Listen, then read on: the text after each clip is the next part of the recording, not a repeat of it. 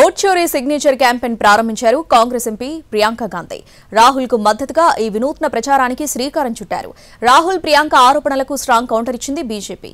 ఓవైపు రాహుల్ గాంధీ, మరోవైపు ప్రియాంక గాంధీ ఓట్ చోరీ అంశంపై వినూత్న ప్రచారాలతో ముందుకెళ్తున్నారు.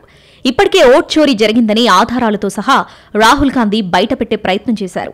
అన్నకు మద్దతుగా చెల్లెలు ప్రియాంక మరో కొత్త ప్రచారాన్ని మొదలుపెట్టారు.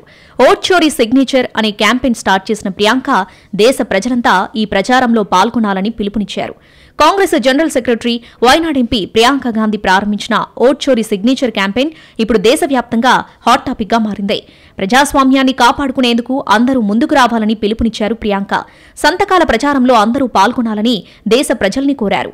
ప్రతి ఓటు కౌంట్ అవుతుంది, ప్రతి సంతకం కౌంట్ అవుతుంది. ప్రతి ఒక్కరూ ప్రజాస్వామ్య రక్షణ కోసం, రాజ్యాంగ హక్కులను కాపాడుకోవడం కోసం నిలబడాలని వీడియో సందేశాన్ని ఎక్స్లో పోస్ట్ చేశారు. ప్రియాంక గాంధీ కామెంట్లకు బీజేపీ స్ట్రాంగ్ కౌంటర్ ఇచ్చింది.